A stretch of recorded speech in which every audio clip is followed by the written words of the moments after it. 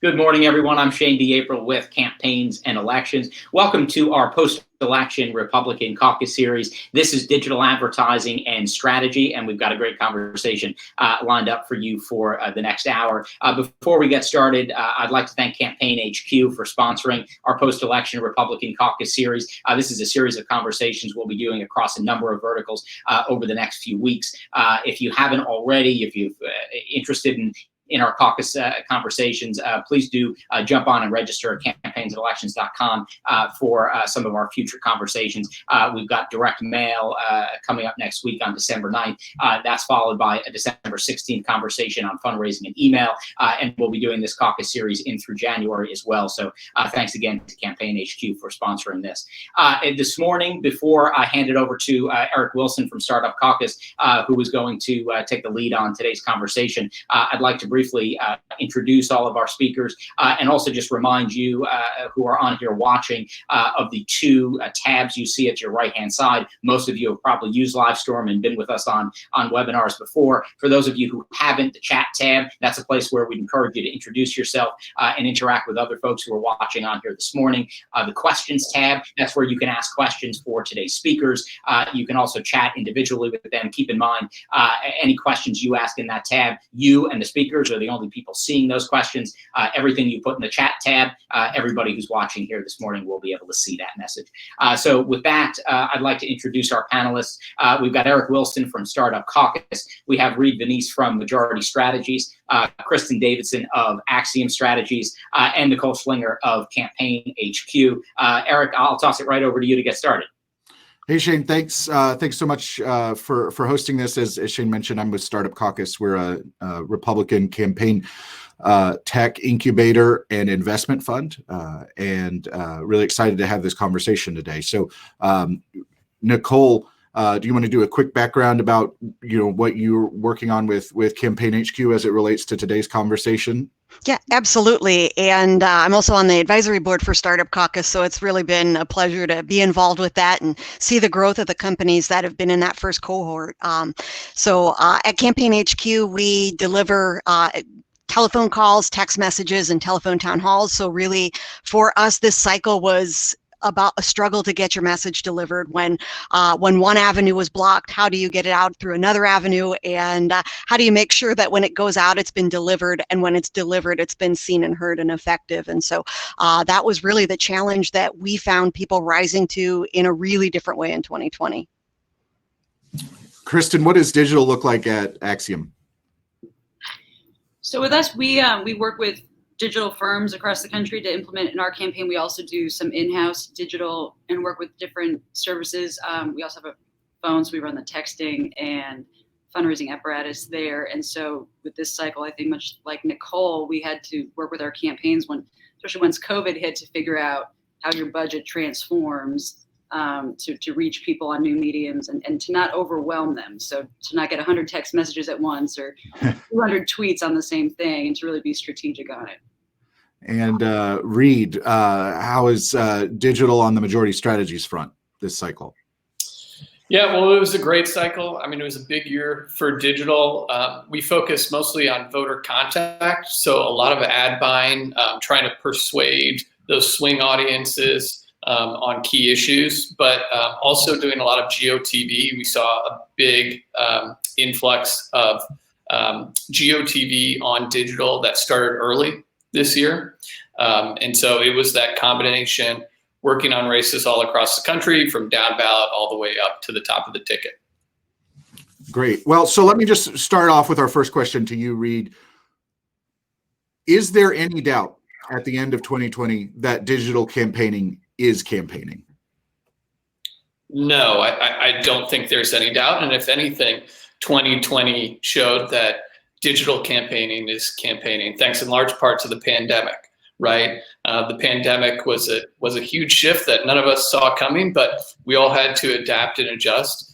And so campaigns used digital to fill in what they couldn't do face to face. So, we saw a lot of people throughout the primary in the spring, as we were adjusting to COVID, trying to adapt and have Zoom conversations like this, Virtual fundraisers we saw emerged as a big emerging trend.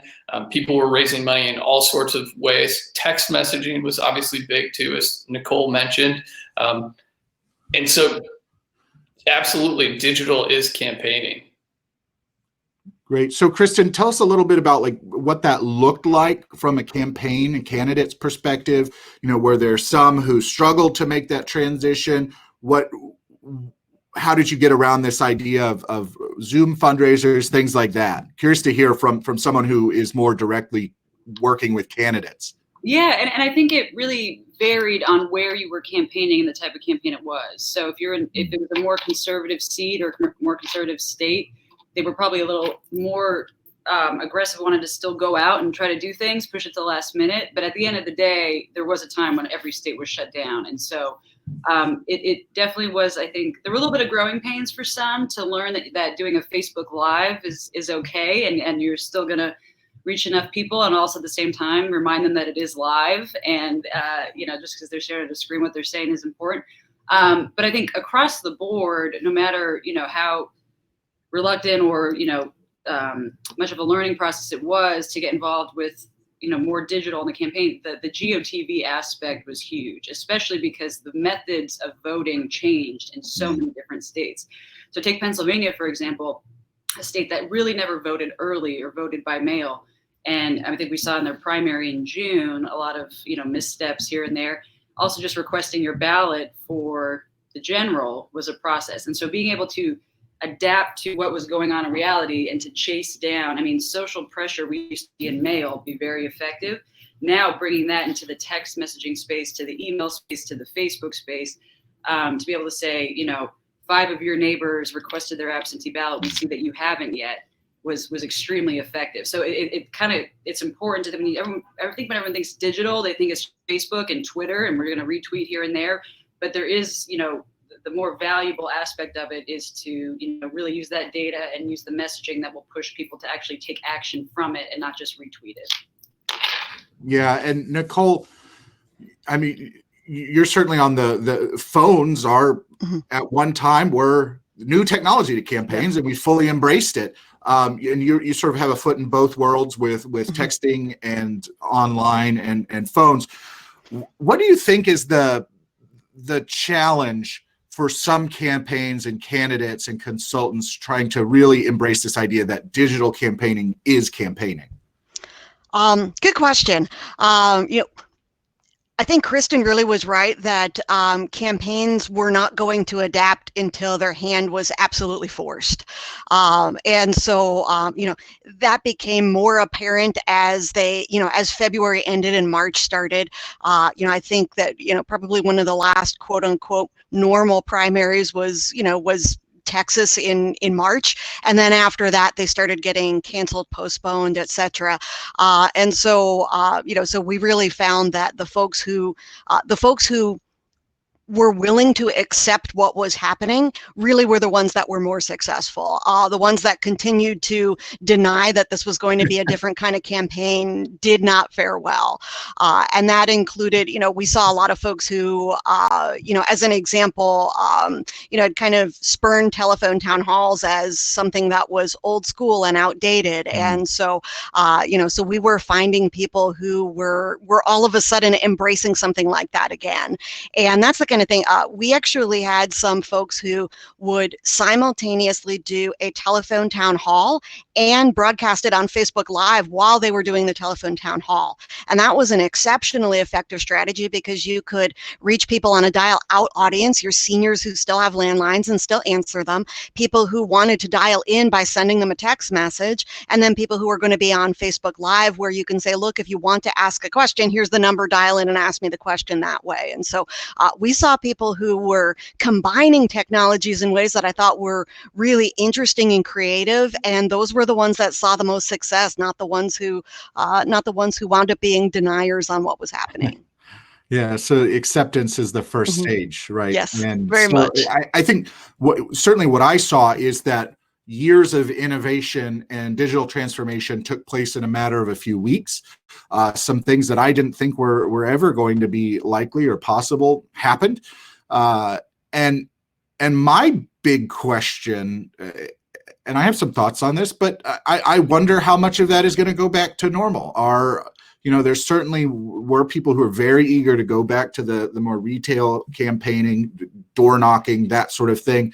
But I'm curious, from some of the transformations or innovations that you have seen on the campaigns that you're working with, what do you think is going to stick around, and what do you think is going to go away once we have vaccines and life gets back to normal? So, Kristen, I'll give you the first shot on this question. So I think it's kind of two parts to it. My first thought was not so much what's going to stay around, but how are we going to take it further, right? So it's not so much how are we going to keep making our campaigns. I think Nicole made a great point with the teletown hall. I mean, people wrote them off for a long time, and all of a sudden we were going back to it. I do think that campaigns will see, just even from a budget standpoint, that was cost effective, and we can keep doing that.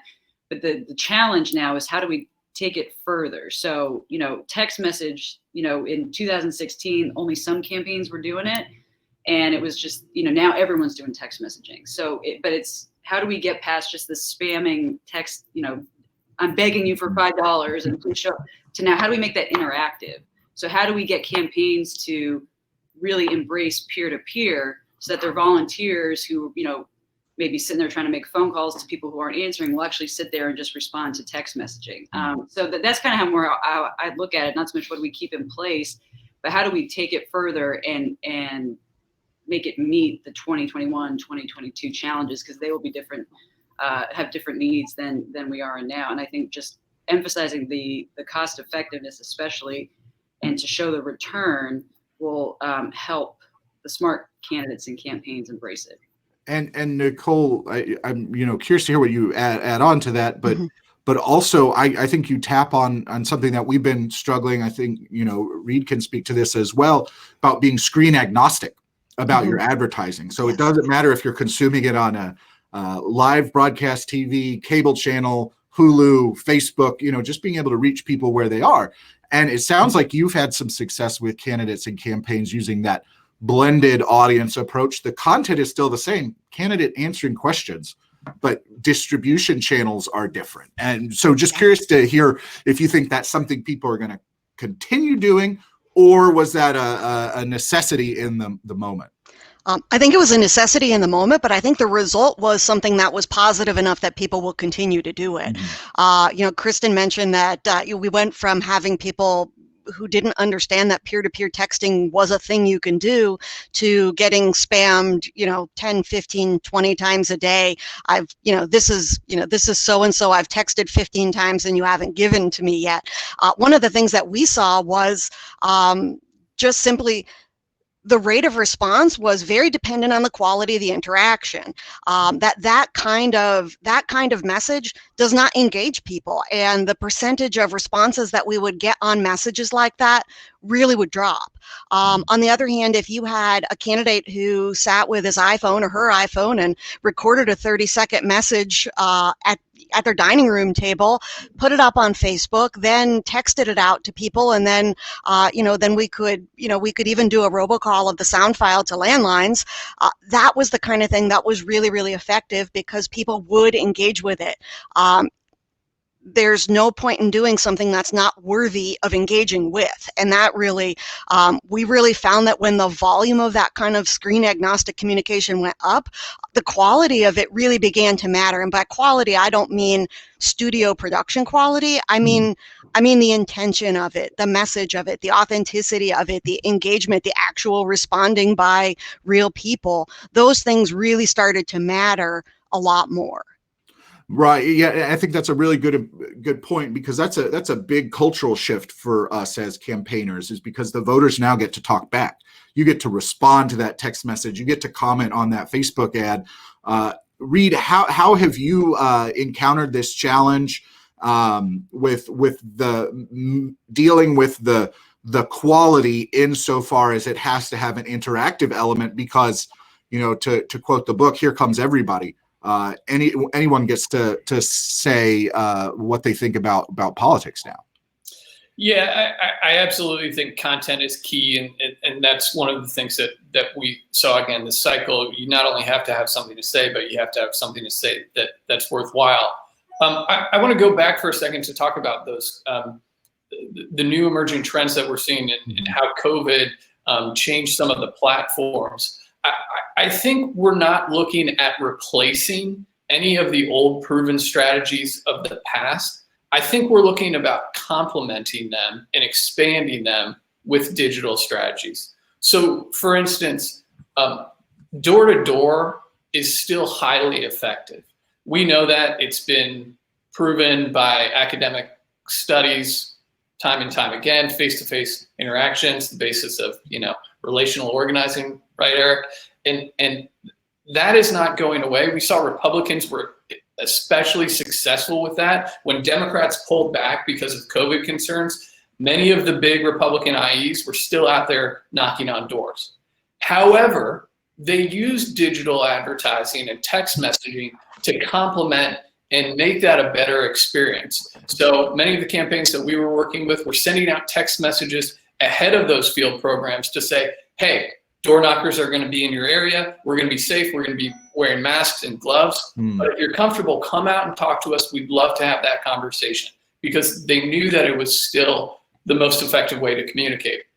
So I hope that's what we see in 2021 and 2022. These digital tactics, they don't go away. We're not replacing anything, but we're complementing the proven strategies that have been around for decades, whether it's phones, door-to-door, direct mail, any of the voter contact that we're all used to.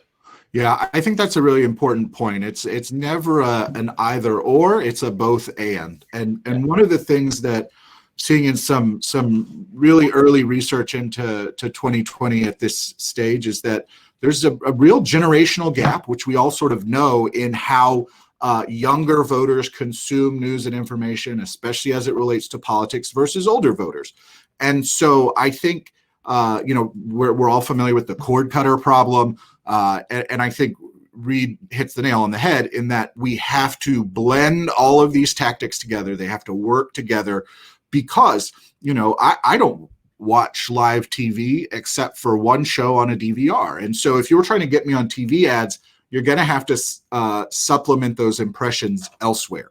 And the door knock is again very important, texting. And so I think most people agree that it's got to be kind of an all of the above strategy on campaign outreach that takes a lot of coordination between digital, sort of loosely defined, and other parts of the campaign. So I'm curious, how do we keep that up, maintain all of that stuff? Because it's a lot, right? If you're like two people on a state delegate race, you've got to do text, you've got to do digital, you've got to do email, you've got to do phones, you've got to do door knocking, and it just gets exhausting. Probably can't do all of it at 100%. So how do we manage that? Nicole, I mean, you work with campaigns up and down the ballot. How is this a challenge for just getting it all to work? Yeah, absolutely. We can very early on in a relationship with a campaign tell if they are using some kind of underlying CRM to organize all of their data and what kind of system that they're using. And there certainly are a lot out there. One of the ones that I know we've been involved with is Numenar, and there are others certainly, but you can tell the difference between a campaign that is using some kind of central organizing database and those that aren't. And they're being democratized to the point where a state delegate race should be able to find something that is more than adequate and is affordable for a race of their size. And that should be able to plug in volunteer phones, volunteer door knocks, paid phones and paid door knocks. It should be able to incorporate all of those things by having built-in integrations for your volunteers to use when they ID someone, either for you, against you, or on an issue, whatever it may be. And then, and things like removing early voters. We were able to see a real difference in campaigns that were able to effectively remove the early voters out of their voter contact universe, and those that just weren't doing that very well or doing it at all. And, a way that you can centrally organize what your volunteers are going to do, what your staff is going to do, your candidate is going to do, and what your paid vendors are going to do. And the ability to bring that all the way down to the state and local races and have that be affordable is going to be really, really key for that. Yeah. So want to pause right there and invite folks who are watching. Thanks for being here. If you have questions or comments or want to chime in on anything, I'm watching the chat. I'll see your question come up. We'll take them as they come. But wanted to make sure I invited you to do that and encourage that. That's just really makes this more fun for us as well when we hear from you. But Kristen, how is software giving you that scale that you need to be able to do all of these things for every campaign? Yeah, I mean, that is key. Kind of, I was almost having PTSD listening to Nicole, thinking back to campaigns who would keep files of paperwork in their office and not put it together. I mean, even from a donation perspective, I mean, the problem is you'll have one software managing your volunteers and your website signups and another one managing your donors. Well, if someone donated $5 to your campaign, chances are, one, they support you. Two, they're probably going to go knock a door for you. So to be able to combine all of that, and I think at least on the Republican side, we're capitalists by nature, so we like the competition. So it's finding one that can really integrate every contact. And, if someone reaches out to your website, that should be automatically put into your file. If someone donates on a different website, that needs to go in. And so finding one that will be able to incorporate all and have it seamlessly be able to refresh as well. I mean, the early vote scrubbing is a huge lift in a lot of states. And a lot of that's on the state because they don't update as frequently. I mean, Florida is probably one of the gold standards in how they do it. They're very good about updating. But you go to another state, or in the middle of the country, and it probably won't be as good. So to be able to find a software and to have staff that can work with the state to do that and to get those files regularly updated. And the state parties and the national party can be helpful with that too. But it all needs to come back to one central location. When you hear that campaigns have several different softwares managing different things, it gives me a lot of heartburn. I know it's not as successful for a campaign. Real quick, I go off of that for just a quick second? I think Kristen made a great point talking about early vote. So so Eric hit on the main concern here. How do the campaigns manage all of these disparate parts? I think software can help certainly alleviate a lot of that and allow you to scale. But the big trend that I think we're going to see, and as Kristen mentioned, is the continuation of the early vote period and more voters voting early absentee, which reduces the total amount of time. So now campaigns not only have to do all of these different things, they used to be A, B, and C, now they're A through Z. They need to do them in a shorter window, and they need to get up to speed before October, before September 15th. Here where I am in North Carolina, we voted on September 4th.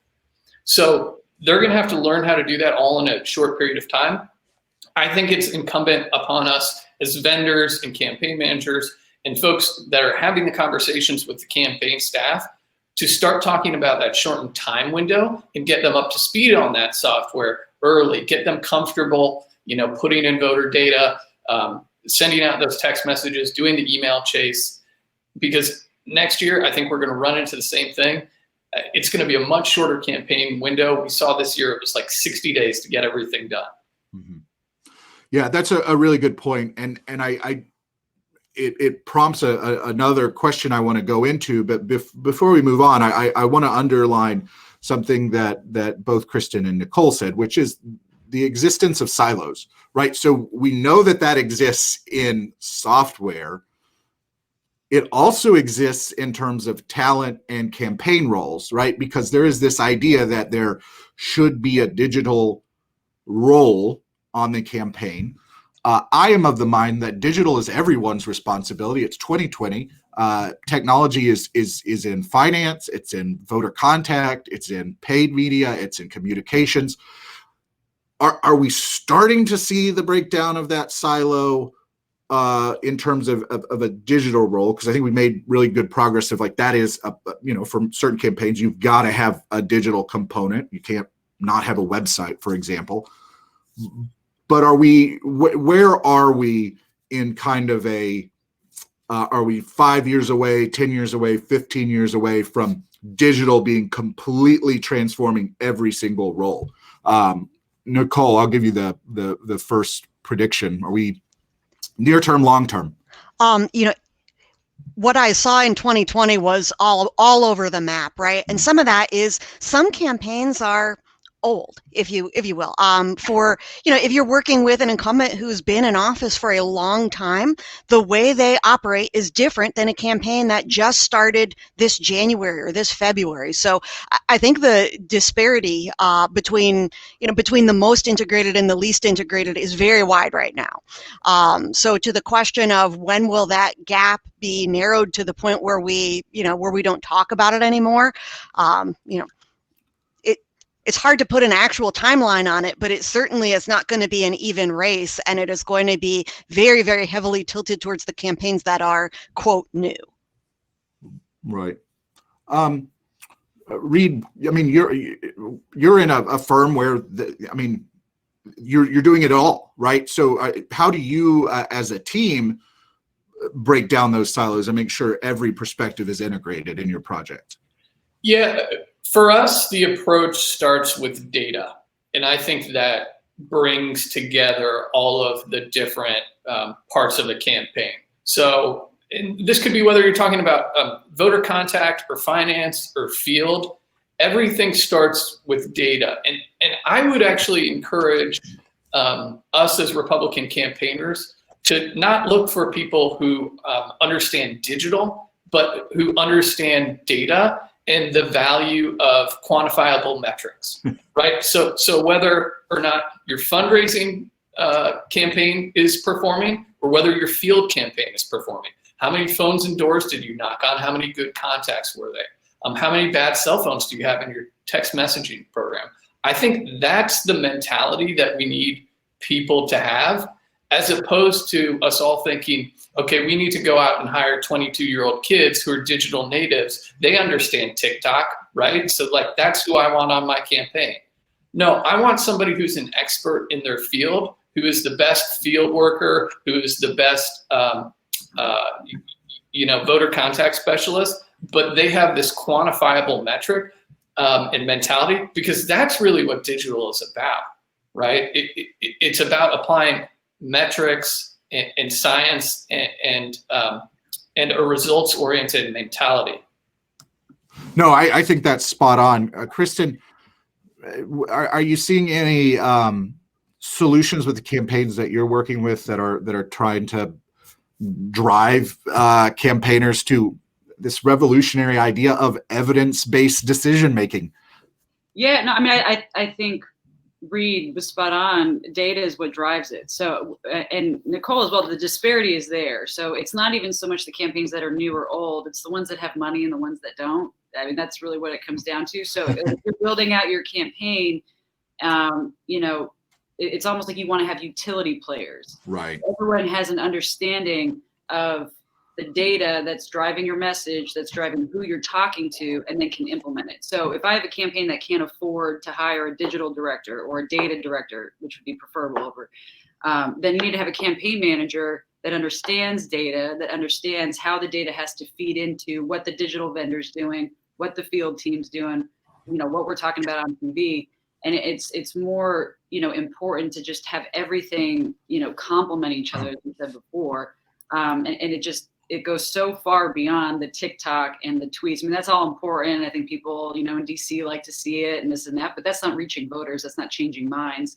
But to be able to make sure that your target audience is getting a version of the ad that you put on TV and that you have in your mail via the method that's going to reach them the most. And it really is just a campaign by campaign solution. It depends on if you have someone you could hire that can only do that, make sure that works, that's great. If not, you need to make sure you have a team that understands that and a quarterback, if you will, that can make sure it's being implemented across all the boards. Shane, I see we've got some questions from the community here. Yeah, absolutely. And I want to get to both of those, but actually, real quickly, just if I could ask you a question, Eric, kind of based on a little bit of the points that both Reed and then Kristen just made.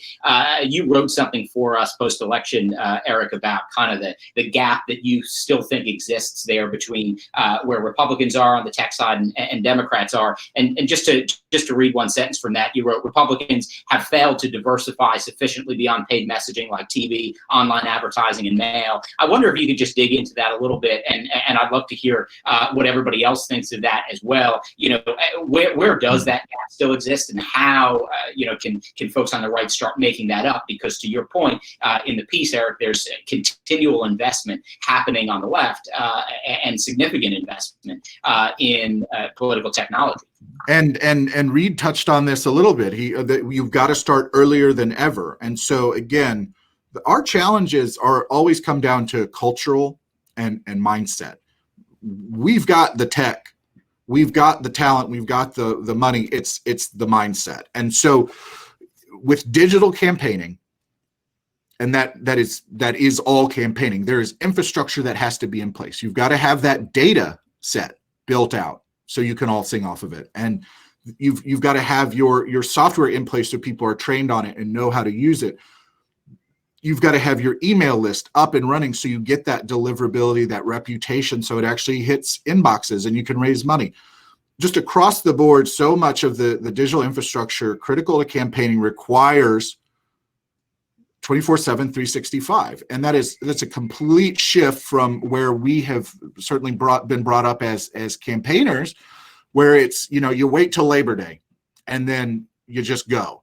That doesn't work anymore because people are far more engaged. You can't just turn on an email program. You can't just turn on a website and be on the front page of Google. You can't get those impressions for a digital ad in just 2 weeks, right? Because there's so much inventory, there's so much competition. So I think that's really where I see us falling down is the in case of emergency break glass for Republicans is always spend more money. And what I'm saying is we could probably spend less money and get better results if we started spending it earlier. And that just takes a cultural and mind shifts change. Yeah. Well, and certainly down ballot this year, Republicans did spend less money in House races and got much better results. Right. I wonder people's thoughts on what happened down ballot, on the House side. Yeah, I can take that. So I would actually say one of the things that was successful early on, where there were investments up front, was our side did a very good job on the IE side, buying inventory. I'm talking about ad buying and making those reserves up front. So there's definitely a disparity, I think, between the well-funded, well-heeled IEs and big committees who understand the need for making those reserves. On a number of campaigns that we worked on, those reserves saved us 60 to 75% on CPMs that we saw later on in September and October. So, and that helped us in a number of congressional races that we worked on, where we were able to get inventory that we otherwise would not get. So one of the things that I would like to see our side work on is the official campaigns down ballot as well, understanding the need for having a media plan ready to go for the fall. Not necessarily making those reserves, because I understand that money comes in differently, from well-heeled committees than it does down ballot campaigns. But understanding that when those resources are available, investing upfront will make significant savings versus trying to spend when everybody else is spending. Yeah, and Eric, to your point, we've got some good questions coming in. So, so let's just Scott was in first. Asking for some recommendations. What are the software platforms that do a good job with the integrations and removing silos? Obviously, Nicole plugged one of our great companies from Startup Caucus, Numenar, which really functions as the brain and sits on a lot of different communications channels. Number of other options out there. But what I would point to is actually, the idea of a universal API, which is a conduit between all kinds of software, is almost here in the form of Zapier. I would strongly recommend that if you have pieces of software or databases that aren't talking to each other, look to see if Zapier has a connection, and that can be a very low-cost way to integrate them. So I think the good news is technology is progressing in such a way that it's easier to integrate things. But the challenge remains committing to a single canonical source where the data is. And that takes top-down leadership from a campaign manager, a consultant, a candidate who cares about organization, being able to tell the finance person that, no, you don't get to have an Excel spreadsheet you've been using since 1997 as your CRM. We're all putting it into one of those places. Greg has a question about with answer response rates being as low in the single digits, is it realistic to assume traditional phone programs are effective any longer? Nicole. I think that one's for me. So the answer to that is yes. And a phone program, a phone program is part of an overall strategy. So, you're going to reach different people in different places. And one of the things that I find is hard for folks on campaigns is that we are not the traditional audience for a phone call. And so it's easier for us to relate to the text message. It's easier for us to relate to the social media messages, to the relational organizing. It's harder for us to see ourselves in the position of the recipient of the phone call. And I think that once we can remove ourselves from that and look at the data of what comes from it, reaching the right people on the right platform at the right time. If as an example, if a robocall doesn't work, then try a live call, because once you've done the robocall, you've eliminated all the disconnects. You've gotten the very low-hanging fruit. If someone's going to answer an automated survey, you don't need to pay for a live call for them. If someone's phone number is disconnected, you obviously don't need to live call that number. Get those people out of the way and then go to the live call. Folks who will listen to a telephone town hall might not want to listen to your live call. So I think that when they're integrated as part of a program, they absolutely make sense, and they're going to reach people you won't reach other ways. And we've actually seen an increase in answer rates, which leads to an increase in actionable data on them. Yeah, I think that goes back to what we were saying earlier, the idea of it's a blended strategy. There are some people that phones are the best way to reach them. Younger voters, probably not likely. And so it's got to be a mix. And so anytime you look at the data of, so my rule on data is never just show me one number, show it to me in relation to other things. So yes, response rates are going down, but who are they going down among? Are they still sufficiently high that you're getting a good yield with certain segments of the electorate? Ethan has a question here about paid media. Has anyone discovered that use of opposition or contrast messaging gets a different reaction on digital platforms versus positive messaging? I'll just tee this up and then hand it over to Reed, who I know does a lot of work on this front. But on one hand, digital advertising, you have to be sensitive of the context, right? So it's a much more intimate experience. It's being held in someone's hand. That contrast ad or negative ad might be just below someone's cute baby photo. And so that could leave a sour taste in people's mouth. But we do know that voters rely on paid media to understand the issues related to the campaign, and that paid is a jumping off point for them to go do further research. So Reed, what have you seen in how people respond to positive versus negative creative? Sure. And so I think there's an interesting dynamic here where traditionally we see that negative hits generate more of a reaction, which, on its face, you think, okay, so I'm only going to run negative ads. But I would also remember, again, Eric makes a great point about like where these ads are running and the platforms that they're running on. Those platforms are optimizing for a reaction. Right. So if you're giving that red meat to a conservative audience, and you're hitting Nancy Pelosi and Joe Biden, that is going to see a significant increase. But so you've got to take that with a grain of salt. Is the platform pushing that content up because it is seeing a higher engagement rate?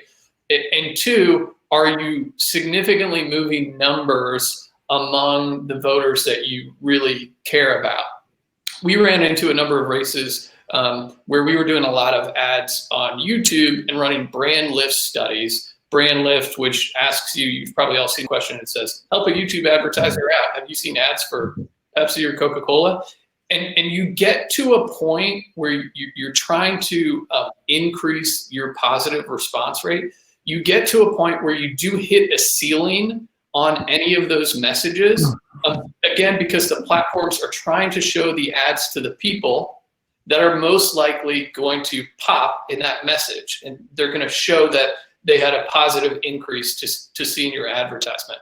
So that's a long way of saying, I like negative ads. I think negative ads are effective, and I would start with negative ads. But you've got to take the data that you get back with a grain of salt, and positive messaging still has a place. And that's a really important part about the algorithms, is that the unlike TV and mail and phones and texting, there is a level of algorithmic filtering that's going on. And so the goals of the advertising platform are not necessarily aligned to the goals of the advertiser, right? They're trying to get you to pay so that people can spend more time on the platform. And I think that presents a real challenge. I want to shift now just to kind of one of my pet theories about why there's question about the reliability of polling. And I don't want to, come down on one side of the debate of whether it's media polls are bad, internal polls are great. But it seems to me that we are to the point where we are overtaxing polling for what it's used for, because, as Kristen points out and Reed, we are using tactics that are really precision guided and need the accuracy of like GPS, and polling is really more directional. And the other thing and this is why it's relevant to our conversation, is that polling works when there is a representative sample. So the idea that I am similar to my next door neighbor is the fundamental basis of polling. But as we know from all the different media consumption, all the different places where we go, I don't think representative samples exist anymore. And so I'm just curious to see from your experience, how have you encountered that diffusion of attention amongst voters? Nicole, I saw you nodding your head. Oh, yeah, I was agreeing with you. One of the things that we've seen insofar as we're not pollsters, but we often do polling calls for people who are. And, I think that the ones that are trying a multi-pronged approach to getting responses are seeing overall in the rearview mirror greater accuracy. So just using the telephone as a way to conduct a poll is, I think, no longer adequate. And some of that is, part of what we talked about in the question I answered earlier, that there are certain folks who will answer the phone. And so if you are only using phones as a way to do your polling, you have already biased your poll to people who are inclined to answer the phone and answer your poll. And that alone makes it unrepresentative. So we've seen our polling calls be part of a larger strategy, whether it's phones and text and social media. But the polling that has a multi-pronged approach is going to overall be more accurate, because you're not dealing with that inherent bias of only speaking to people who are willing to speak to you. Yeah. Reed, your thoughts on the diffusion of attention, because I can't imagine, all the different platforms that you have to do paid advertising on for campaigns. Yeah, it certainly has grown, and especially this year. So just talking about diffusion across paid advertising, We saw an explosion this year of running paid advertising on just not one or two platforms, but a dozen platforms. This was in large part due to the restrictions that Facebook and Google came out with, when it comes to targeting. I thought it was great because I feel like a whole segment of our industry discovered that the internet wasn't just Google and Facebook, and digital was a lot more than that. So in many races, we were buying on a dozen or 15 different platforms and mediums, which became quite a lot to manage. I don't know if down ballot that's sustainable, but what I would certainly hope would come out of this cycle when you talk to, diffusion of attention is that people do realize that a digital marketing program has to be diverse and live outside of Facebook and just Google and email. It has to have texts and phones and paid ads on OTT and other social channels and trying to reach people wherever they are. Kristen, how have all the choices that people now have for entertainment, for media, for information, how has that presented itself in the work that you're doing, and how have you tackled it? Well, I think it's not so much just how many options people have. It's also, again, very specific to the race, whether you're in a primary, whether you're in a general.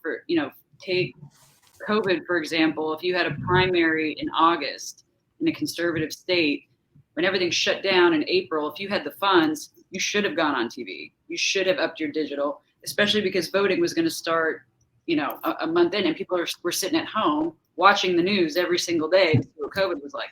So it really is. I mean, I kind of think of it in three ways. You have to rely on, look at data, look at deliverability, and then be able to adapt. It's like those three things need to drive your focus. If you're in another race and your data comes back and you see that 60% of your electorate spends more of their time on Hulu than they do on Fox News, and that shifts your entire budget and your strategy. And again, like you said, don't just show one number to talk about polling everything you have. You can't look at one. You have to look at the aggregate over time and fully take the changes as they come and incorporate that into your solution. So I do think, every year we think digital is going to rise as the highest expenditure of a campaign, and it hasn't yet. TV is still king in that space, but it is growing. And I think the cord cutter phenomenon, you mentioned it before, but I don't think enough time really gets spent on that. You think of how many people don't have cable services and how you need to make sure that your message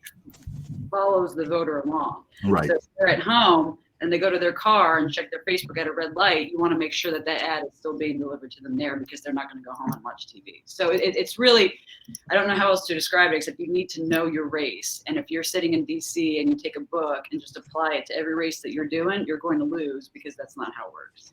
So I want to answer, Sarah has a question here, but then Reed, I want to, you touched on Earl's question. So let's just, Sarah asked, speaking of digital platforms other than Facebook and Google, of the 15 explored, what are the most successful and for what objectives?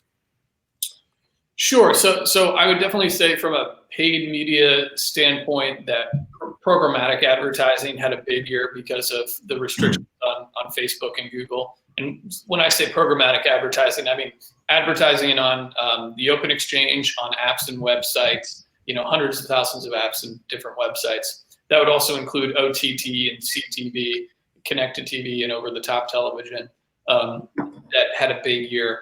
There are a number of different networks on that that are some better than others. But overall, I would say, trying to access ad space programmatically instead of just through those two walled gardens. And then I know we talked about it before, but I think texting also had a big year because of that direct one-to-one connection. What Google and Facebook were doing is saying that you can't talk to these specific lists of individuals, specifically for Google. And so they were taking away that one-to-one targeting ability. Text is pure one-to-one. And so it was great to be able to upload a list and to hit those individuals on that targeted basis. I think that, and just, from my perspective in terms of social platforms, I really don't see anything that has the reach of Facebook, Twitter, and Instagram. I don't see them on the horizon for a broad swath of the electorate. Certainly pockets where other digital platforms, depending on your audience and your mission. So, Reed, you touched on the gorilla in the room, which is Facebook and Google, and the restrictions they placed on political advertisers, but also campaigns broadly. And Earl asks, how is increased scrutiny / censorship from social media platforms changing how you approach digital, especially when it comes to negatives, where they are subject to fact checking, especially if you're a non-candidate? Kristen, talk a little bit about how it was navigating the content rules from Facebook, Twitter, and Google.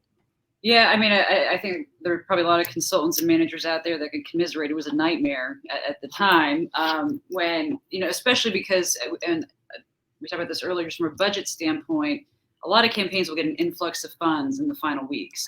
And there's not much you can do other than phones or digital. You're not going to send mail out the day of the election. You're not going to go on TV again. So you had all these campaigns, say, oh, we have an extra $1 million. What do we do with it? And, it's unable to upload new Facebook ads or Google ads because the window shut really threw a wrench in. You ended up sending 2 million text messages, which was fun and effective, but it really was difficult. So I think when we kind of saw was coming on some of these campaigns, we proactively uploaded evergreen messages, right? Mm-hmm. So we would have a week to go, but we knew that we were probably still going to be talking about XYZ. They've already been approved. Let's get them in the can so that if we do get more funds, we just push it to ads that have already been approved. That's not ideal. It really, I think, as a manager or a consultant, you feel like your hands are tied because everything, now politics is an hour shelf life and the next thing is happening in 2020. So it really did hurt, but I think the only way we were able to really navigate it was to be a little proactive, try to see a few steps ahead, and just get things in there approved and ready to go, so that when you got an extra $20K in the final 3 hours of the campaign, you can put it towards something that was already up and approved. Nicole, did you see the uncertainty, confusion that was coming out of Facebook, Twitter, Google? Did you see that translate into customers doing different things with your services? Very much so. When Kristen said, well, we don't know what to do with this, so let's send 2 million text messages, I was about to come in and say, thank you very much, because that's exactly what happened. And folks, and it ran the gamut, but that was very much the case where we would actually get something that was the digital ad that the campaign had planned to deploy, or that the IE had planned to deploy, and all of a sudden we're deploying it on a text message. And again, it helps when people can see things in a number of different places. So, so if they did happen to see it on social media, or they did happen to see it, through Hulu or whatever service they subscribe to, that's great. If they can also see it in their text inbox and then have a chance to respond and say something about it. So that did happen. We also saw sometimes those messages would get deployed towards the phones as well. As you all know, you can only send a text message to a cell phone, which means that if you have people in your universe who don't have a cell phone or don't have a cell phone on the voter file you have, you're going to try to reach them on that landline phone. And especially as you get to that over 50 audience, that can be an effective way to do that. And you can play them something that sounds much more like a radio ad. And so yes, we absolutely did see that.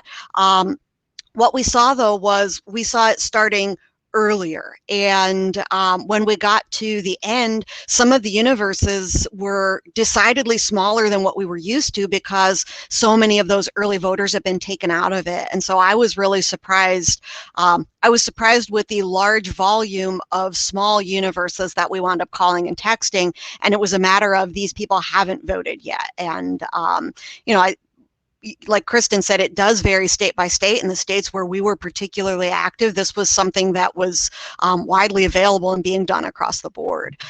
So yeah, we absolutely did see that. And I think one of the lost opportunities on our side was paid advertising found itself restricted, but there's nothing from stopping your volunteers and supporters from taking what's on your page and reposting it. Mhm. And something that comes from a person has so much more of an impact than something that's posted to you by a stranger. And so I think we really missed an opportunity on the right with relational organizing insofar as there just wasn't a lot of it going around. Right. No, I think that's right. My big takeaway from the whole kerfuffle, whether it's censorship, labeling, ad freezes, is don't build your house on someone else's yard. This is like owned audiences exhibit A. If you own the text messaging list, the email list, the website traffic, Facebook, Google, Twitter, they can't take that away from you. And so this goes back to the idea we were talking about earlier, which is starting sooner. I mean, if you're running in 2022 and you're not actively campaigning right now, not actively list building, not actively trying to get people to visit your website, I really question whether you're even paying attention to what's going on. And so that, I think, is just the warning sign that is flashing bright red letters to anyone running in the future. And so with that, I know we've got a little bit of time left. Shane, any concluding thoughts? Anything that jumped out from you as an observer of our dynamic here? Yeah. No, I got a couple of last quick ones that I think I'd be interested in after the Democratic discussion. We had a Democratic version of this conversation yesterday, and one of the things. And this one was better. I'll let. I'm not going to give a rating, but I think that one of the big things that was talked about yesterday, and I spent a decent amount of time on that, was with the uncertainty over being able to do paid advertising on Facebook. Don't know whether that's going to be an option moving forward. There's issues with paid on Facebook and Google, and those issues may end up being permanent. The kind of added pressure on digital content creators and digital strategists to make organic content really work and make it work on platforms that are not just Facebook and Google either, right? So one of our speakers yesterday had given an example that sort of stunned me. There was an organic video on TikTok from a candidate running for state legislature as a Democrat, I think in like Oklahoma, and they got like 300,000 views on this thing, and it actually was, obviously you can't do paid advertising on TikTok, but it was essentially a push to donate to this candidate, and it was compelling enough that it got these organic views, and the kind of consensus was, when's the last time you've ever seen anything get that kind of organic number on Facebook, right? It's probably not even possible anymore. So I do wonder specifically about some of these other platforms, and just assuming for a second that paid is not even an option here, right? How important is the organic stuff going to be on these alternate platforms, and how are you looking to kind of capitalize on that? Yeah, I can take that. Organic content is hugely important, and I would say specifically video content. We saw big successes this year, especially even with candidates on our side as well, creating unique video content. Might not have been on TikTok, but YouTube videos that got millions of views and helped drive donations for many candidates. To piggyback off of what Eric said, start owning your data and start creating content right now. Yeah, and again, so I think the one thing I would add to the content discussion is it needs to be interactive. It is a conversation. The voters can talk back now, and that is such an uncomfortable position for people who may have been campaigning 15 years ago to embrace, but that's the reality. And so if you're, the content that really does get shared is the stuff that can be remixed and remade and owned by your own audience as sort of a jumping off point. Yeah, and we got about a minute. Kristen, did you have a thought on that just as we end? Yeah, I was just going to say, it just goes back to having all the different parts of your campaign work together. So on the organic front, I mean, 10 years ago, we were trying to get people to have a digital grassroots army, right? And as an organizer then, I get frustrated saying, no, knock doors, don't post on Facebook. But it is just as important now. You want to have, there are going to be people that want to help your campaign that aren't going to want to go knock doors, but they will send something to 20 of their friends to repost. So building that army and sharing it organically is becoming more important, whereas I think 10, 20 years ago, no one really even thought about it.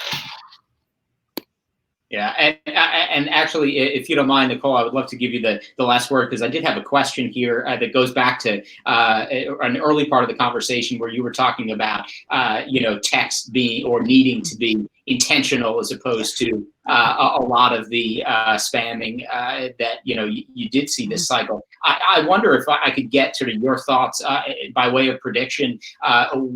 What are you concerned for the next couple of cycles on the text front? I mean, there's looming regulatory issues there. There's some questions about how campaigns and organizations are using this tactic on both sides. How would you kind of broadly lay that out for us in terms of what happens in the next couple of years? Well, absolutely. Well, there was the FCC ruling that did make it clear that peer-to-peer texting is legal, and so that was a big deal. But it also opened up the door to say, well, okay, well now that we've said that it's legal, what are the ground rules going to be? Cell phone carriers put out rules, well, not so much rules as they put forth what they were going to do to filter what they considered not peer-to-peer content. And so what cell phone carriers are looking to filter out and not get to people's cell phones are things that are sent by a peer-to-peer system, but do not have the characteristics of a message that truly comes from me to you. And so a large number of messages that are sent in a very, very short period of time that are substantially the same. And so that means things that, you didn't personalize their name, you didn't personalize their voting location. There's nothing in it that indicates that it is a personal message from me to you. So they did say that they would begin filtering messages that didn't have specific opt-out language in them, and some people chose to follow that, some didn't. At the end of the day, it doesn't matter how many messages you send out, it matters how many messages actually hit the phone of the intended audience. Otherwise, the number of messages you sent doesn't really matter. And so I think that you will start to find that figuring out how to get variability, personalization into your messages. If you send out 100,000 messages, how can you send them out so all 100,000 of them appear different so they can get onto that phone and be seen and be heard and be read? And so I think that's where it's going in terms of making a difference who sends your messages, which of the peer-to-peer platforms you use. Having those things built in for you to increase your deliverability is going to be a really big thing coming forward. Well, with that, we are out of time. Eric Wilson from Startup Caucus, thank you so much for guiding that conversation. Really appreciate it. Reva Nisa, Majority Strategies, Nicole Schlinger of Campaign HQ, Kristen Davidson of Axiom Strategies. And thanks, of course, to Campaign HQ for sponsoring our Republican Caucus series. You can sign up for future conversations at campaignsandelections.com. We've got one on December 9th on direct mail. We've got one on December 16th on email and fundraising. Check them out on our website. Thank you so much for joining us this morning. And you will get a video of this into your inbox if you signed up. And you can, of course, always see the video on campaignsandelections.com. So thanks to you all. Appreciate it.